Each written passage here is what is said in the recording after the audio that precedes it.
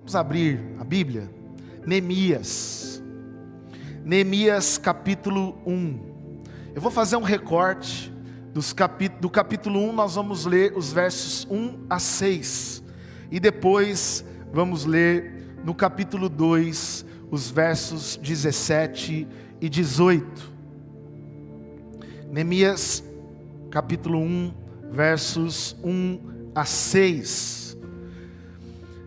Palavras de Neemias, filho de Acalias. No mês de Quisleu, no 20º ano, enquanto estava na cidade de Sudã, Hanani, um dos meus irmãos, veio de Judá com alguns outros homens. E eu lhes perguntei acerca dos judeus que restaram, os sobreviventes do cativeiro, e também sobre Jerusalém. E eles me responderam: aqueles que sobreviveram ao cativeiro e estão lá na província passaram por grande sofrimento e por humilhação. O muro de Jerusalém foi derrubado, as suas portas foram destruídas pelo fogo. Quando ouvi estas coisas, sentei-me e chorei. Passei dias lamentando-me, jejuando e orando ao Deus dos céus. Então eu disse: Senhor dos céus, Deus grande e temível, fiel à aliança e misericordioso com os que te amam e obedecem aos teus mandamentos, que os teus ouvidos estejam atentos e os teus olhos estejam abertos para a oração que o teu servo está fazendo diante de ti, dia e noite, em favor dos teus servos, o povo de Israel. Confesso os pecados que nós, os israelitas, temos cometido contra ti. Sim, eu e o meu povo temos pecado.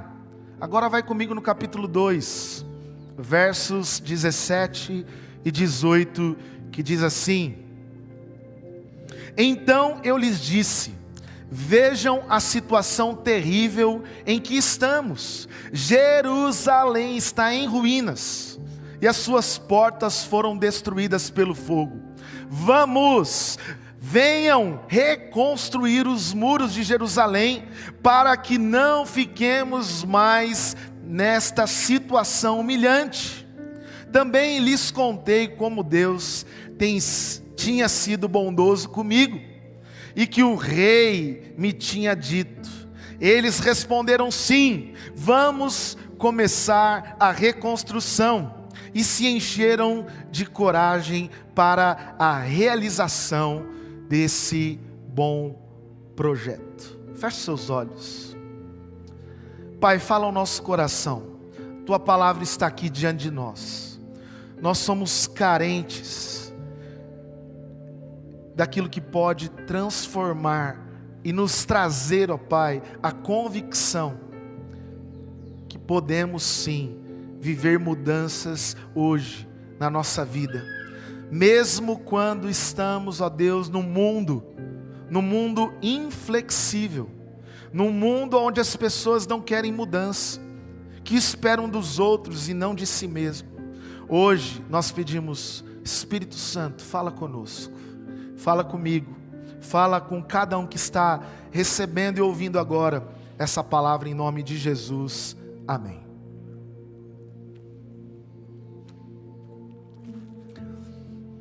Certa vez, um pastor amigo, Carlos Queiroz, talvez você já tenha ouvido falar, ele tomou uma decisão de fazer uma pesquisa de campo, e ele foi para São Paulo morar um mês na rua. Ele foi ficar com os moradores de rua para fazer essa pesquisa de como era viver na rua. E ele chegou naquela capital sem mala, sem travesseiro, sem carteira, sem nada que pudesse trazer nenhum tipo de conforto. E ele ficou dormindo em bancos, em chão, comendo do que ele conseguia, do que ele ganhava. E ele chegou a algumas considerações. Ele percebeu que a população de rua é muito solidária. O pouco que ganha se divide. Mas ele percebeu algo que não é fácil. Que eles se acostumavam a viver no meio de lixo, de sujeira.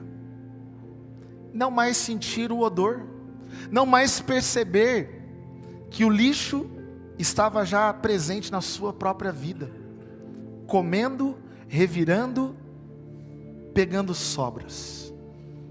E ele sai dessa experiência dizendo: eu saí melhor, porque eu não quero me adaptar com as coisas que estão atrapalhando a minha caminhada com Jesus. E essa experiência é para você refletir um pouco nessa manhã. Quantas coisas eu e você nos acostumamos. Quando nós olhamos para esse texto de Neemias, parece que Neemias olha para a cidade destruída, muros no chão, naquele momento parece que acabou de acontecer. Não, havia 70 anos Jerusalém estava destruída. Ele fazia parte da geração que foi levada cativo para a Babilônia.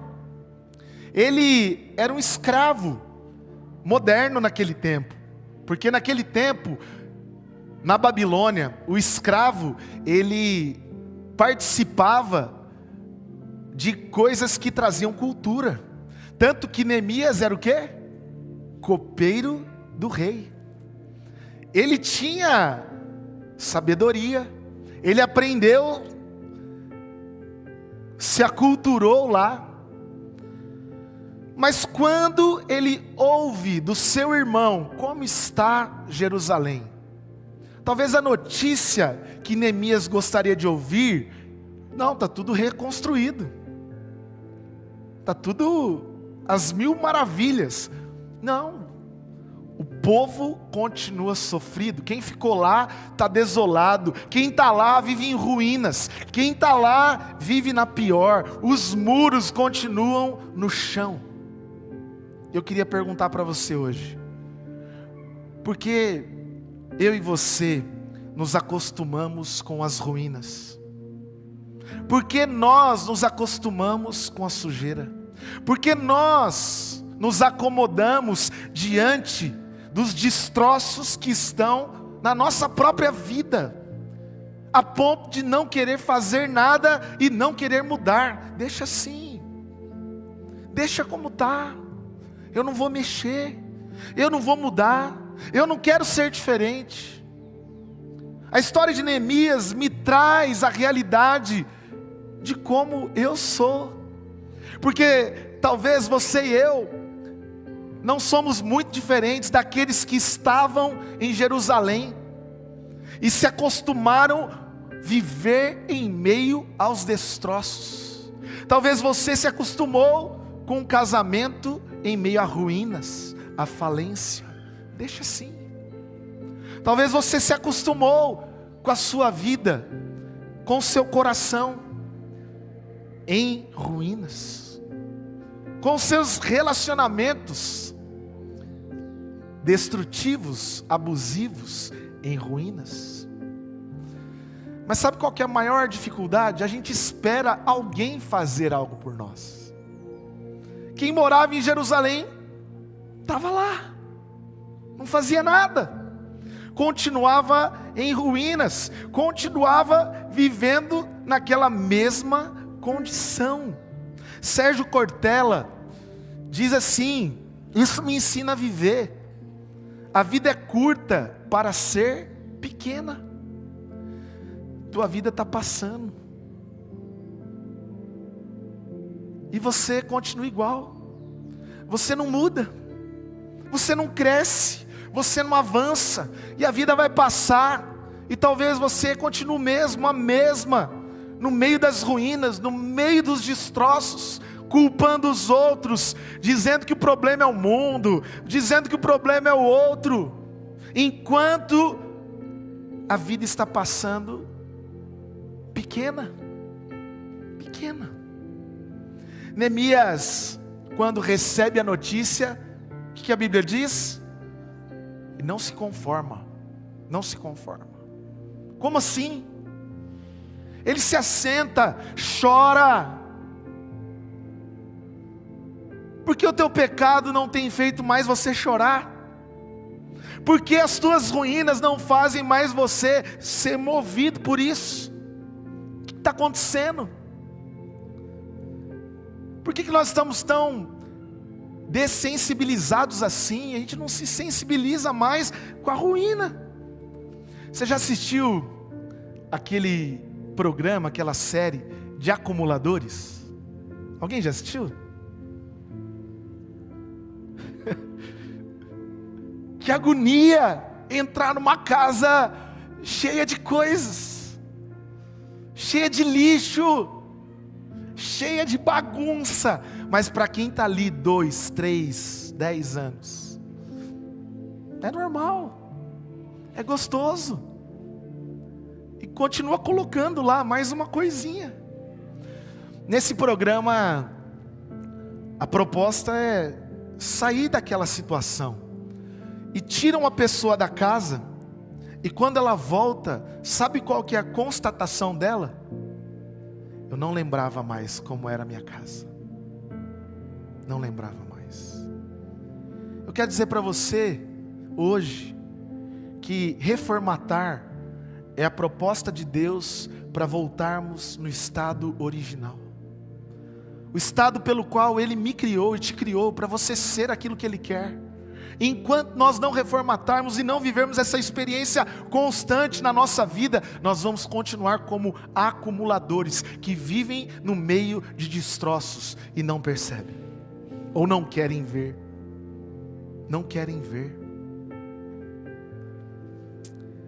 O rei Nabucodonosor, 70 anos antes, entrou em Jerusalém, fez a destruição, derrubou muros, e muros, se você ler a história, você vai ver muros largos, altos.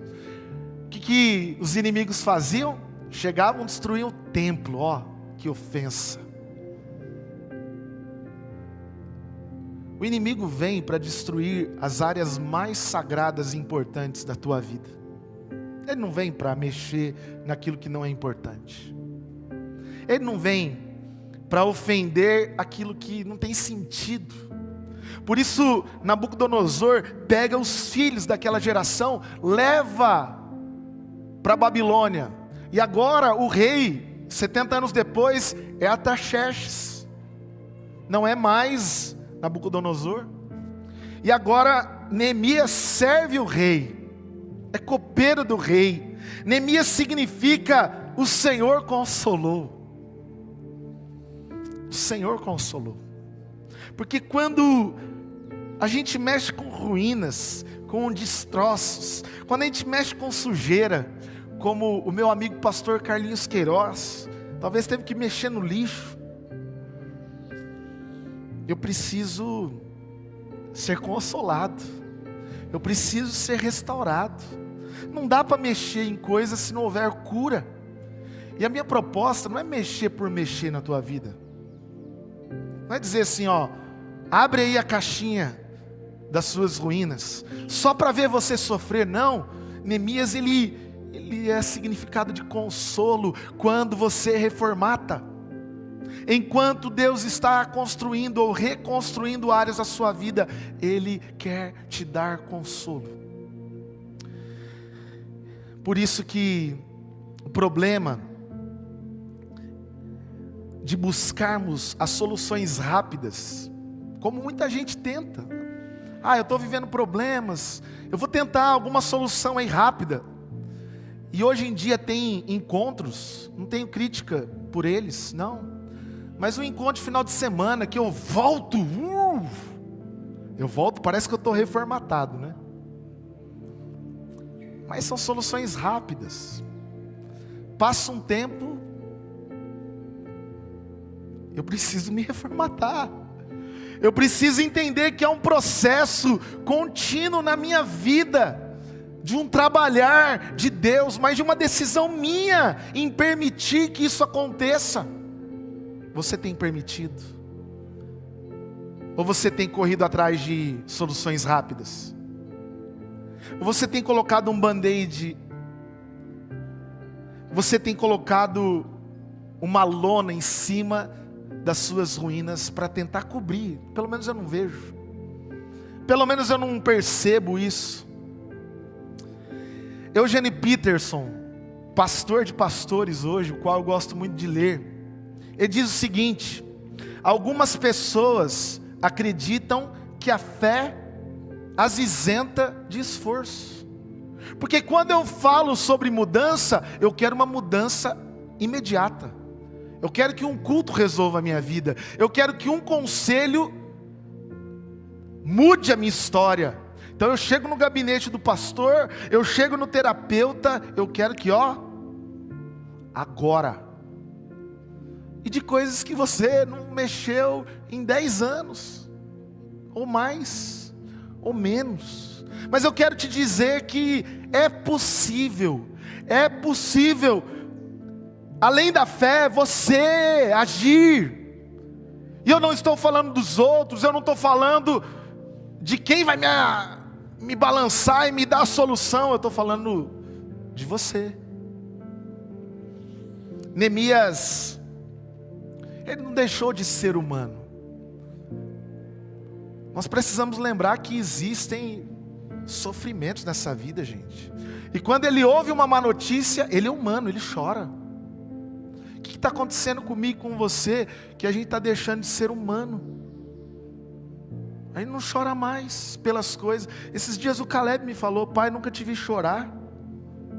Eu falei: será que eu estou duro assim?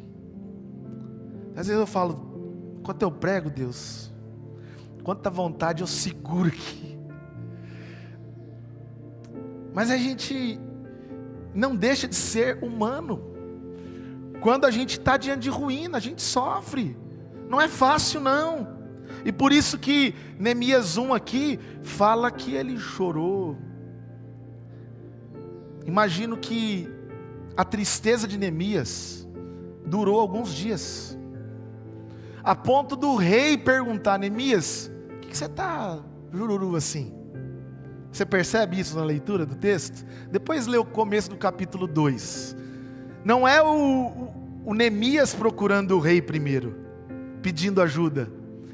É o rei falando: Neemias, por que você está assim? A gente se abate mesmo, sente a dor mesmo. Mas Neemias também, ele confessou seus pecados. Sabe quando a gente para de culpabilizar os outros? Eu falo: não, eu sou culpado de muita coisa na minha vida. Eu tenho muita responsabilidade nisso que tem acontecido comigo e à minha volta. Neemias, ele tinha um objetivo.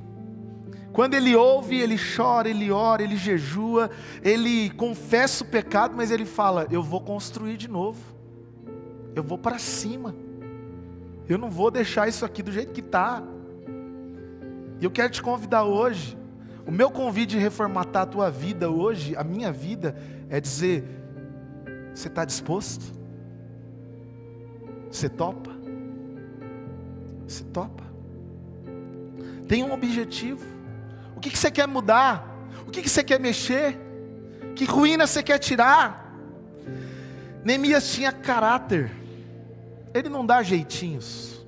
Ele não tenta cortar caminhos. Ele pede para o rei dá carta. O rei tinha que liberar Neemias de voltar para Jerusalém. Neemias não podia sair porque ele queria. O rei dá madeira para reconstrução, dá material. Mas a gente vê que era um homem correto diante de Deus em querer fazer a coisa do jeito certo. Ele quer fazer e ele está disposto a pagar o preço para fazer a mudança. Neemias entende a necessidade de etapas. Irmãos, como eu sou apressado. Você está vendo eu calminho num banquinho aqui. Vê eu em casa cutucando os outros. Vai, faz logo. Lerdo. Eu sou assim, eu sou incomodado. Minha mãe com 70 e tralalá fala para mim: não fez ainda? Ó, da onde veio esse trem? É apressadinha, velha. Tá aí, né? Calma, velhinha. A gente tem que ter calma. Às vezes eu falo: Deus, segura aí, é etapa. É etapa. Devagar. Processo. Não permita ser abalado pelas emoções, porque se Neemias ficar só chorando, tem gente que fica só chorando. Tem gente que fica só lá, ó, não toma decisão, não vai, não segue, não passa de fase. E Neemias também, se você perceber, ele não se abala com os adversários. Não pense que todo mundo foi a favor de Neemias. E se você continuar o texto, você vai perceber que Neemias traz gente para ajudar a reconstrução. E talvez você vai ver gente que está lá junto com você. Ou seja, quem que eram os mais interessados da reconstrução de Jerusalém? Quem morava lá. Daí aparece um Sambalate, Tobias dizendo: não. Sempre aparece alguém para falar: por que está querendo mudar? Parou com isso agora? Parei. Quando eu podia estar dizendo para ele: que bom. Incentivar, encorajar, dizer: é assim mesmo. Mas não pense que todo mundo vai te apoiar. Pelo contrário, quando você estiver mal, quando as coisas derem errado, vão falar: vai lá na igreja, tonto. Vão jogar na tua cara. Vão querer te desanimar. Vão dizer que não vale a pena. Mas eu queria trazer algumas considerações práticas para a tua vida, para a minha vida. Em primeiro lugar, nós precisamos encarar as nossas ruínas. Eu quero te convidar hoje a encarar a sua ruína. Quais são as suas ruínas? Quais são os seus pecados? Neemias se comoveu diante disso. Neemias se incomodou com algo que não incomodava mais há 70 anos ninguém. Ninguém se incomodou, mas ele falou: não, eu vou encarar essas ruínas. Eu vou encarar.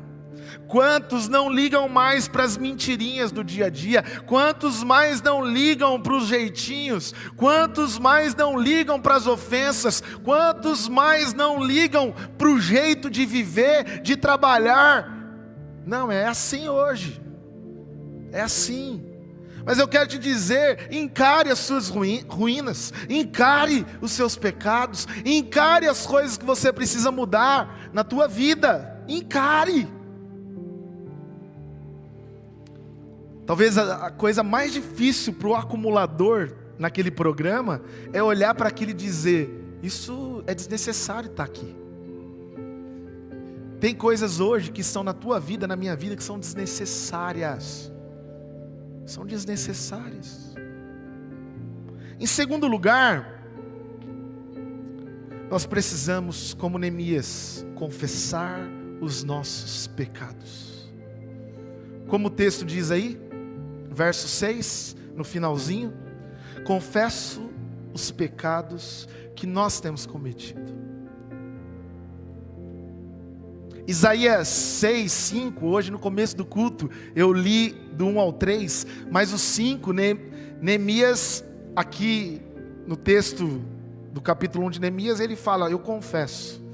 Isaías 6, 5, ele diz assim: ai de mim, estou perdido, pois sou um homem de lábios impuros e vivo no meio de um povo de impuros lábios. Olha o que diz 1 João 9: se confessarmos os nossos pecados, Ele é fiel e justo para nos perdoar e nos purificar de toda a injustiça.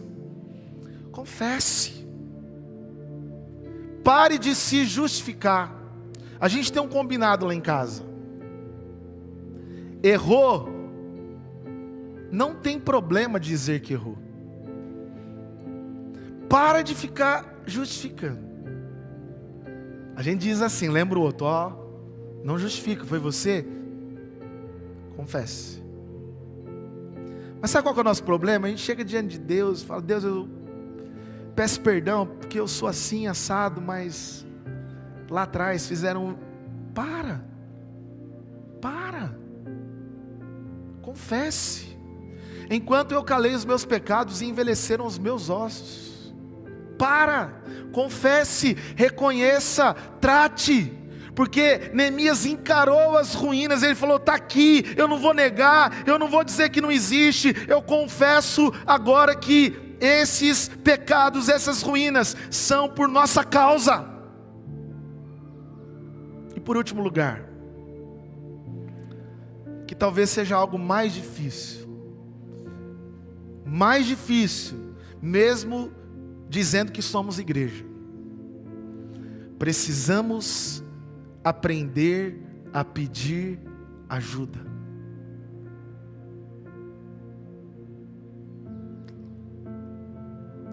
Precisamos aprender a pedir ajuda. Neemias, no capítulo 2, ele tem a ajuda do rei. E lá nos versos 17 e 18 ele diz: vocês estão vendo, eu já chorei por isso, eu já confessei pecados por isso. E o que nós vamos fazer? E o texto diz que então vejam a situação terrível que estamos. Vamos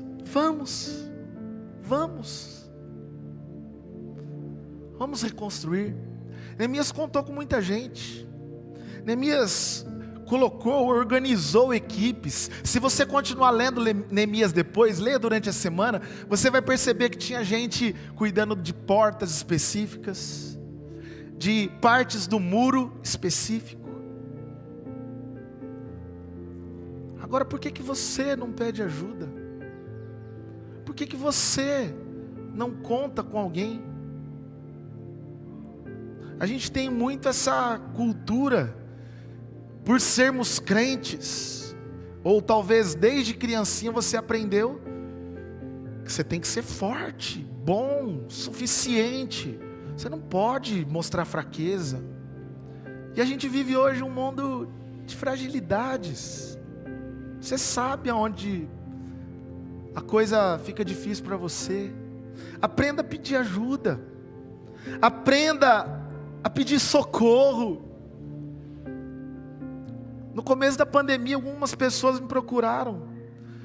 Tem um casal que eu estou até hoje. Lembra que são etapas, processos. E eu falo: você quer? Eu estou com você, mas é desse jeito aqui. Eu quero te ajudar. Você topa? Não vai ser um final de semana não. Não vai ser um mês. Está sendo até agora. A gente precisa aprender a pedir ajuda. A gente precisa aprender a pedir socorro. Quando o rei sabe que Neemias está sofrendo, ele fala: Neemias, como é que eu posso te ajudar? A gente precisa também se dispor.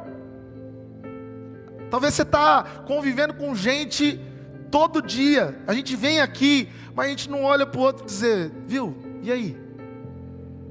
Posso te ajudar? Eclesiastes 4:10, o que diz lá? Se um cair, o outro ajuda a levantar. Mas quem cai sem ter quem o ajude, esse está em sérios apuros. Esse está perdido. É lógico que você tem que saber com quem compartilhar algumas coisas, como pedir essa ajuda. Tem gente que eu vou falar: você vai precisar de uma ajuda profissional nessa área também. Teve já a situação que eu falei, eu não sei como te ajudar nessa parte financeira. Você vai precisar de alguém que sabe te ajudar nisso. E falar para você, corta isso, corta aquilo, tira aquilo. Porque sabe por que a gente não quer mudar? Porque a gente não quer tirar. A gente não quer abrir mão. A gente não quer renunciar. A gente não quer. Eu quero terminar dizendo para você, Jesus sendo Deus, convidou 12 amigos para andar com Ele. Desses 12, Ele tinha 3 mais próximos. Por isso que não é à toa que você vive em família, independente de como ela é. Você tem família para você contar com pessoas. Por que você não conta com essa pessoa que mora com você? Com você. Talvez você está vendo que está acumulando lá na tua casa, lembra? E você não fala nada. Você não se dispõe a ajudar. A gente vive junto para ser apoio. No nosso curso de casais a gente tem um combinado. Para de cobrar o outro. Para de cobrar. Muda você. Faça a sua parte. Quando eu paro de cobrar, o que acontece? Eu incentivo, eu encorajo, eu falo, vamos juntos. João 14, 16 e 18. E eu pedirei ao Pai, e Ele lhes dará outro conselheiro para estar com vocês para sempre. Não os deixarei órfãos, voltarei para vocês. É tão importante nesse caminho que eu e você estamos, como cristãos, nós vivermos esses processos que Neemias vive. A gente precisa hoje encarar as nossas ruínas. E eu convido você hoje, encare as suas ruínas. Eu convido você hoje, confesse. Porque quando eu confesso, eu sou livre. Eu sou livre, eu sou perdoado. Não precisa mais carregar isso com você. E quando eu preciso, e eu conto com ajuda, eu sou, como Neemias, alvo do consolo de Deus. Eu sou, porque quando Jesus está com os discípulos, e Ele morre na cruz, e Ele está indo para o céu, o que Ele diz? Eu não deixarei vocês sozinhos, eu mandarei o Consolador, e o Consolador estará com vocês. Eu quero lembrar você hoje, que em nenhum momento da tua história você esteve sozinho. Isso não impede que você peça ajuda, mas a proposta da vida cristã é um relacionamento, é um encontro, é uma caminhada, e Jesus mandou o Espírito Santo para te lembrar, você não está sozinho, e Ele diz que estaria com você sempre, até que Ele volte para buscar a cada um de nós. Lembre, nesse processo de reformatar a vida, Ele está comigo, e aquilo que o outro não pode fazer, aquilo que eu não posso fazer, o Espírito Santo fará. Se coloque em pé, quero orar com você, pedindo, Senhor, me ajude a reformatar a minha vida. Você está pronto aí para viver esse processo? O pastor Nobu falou da vocação.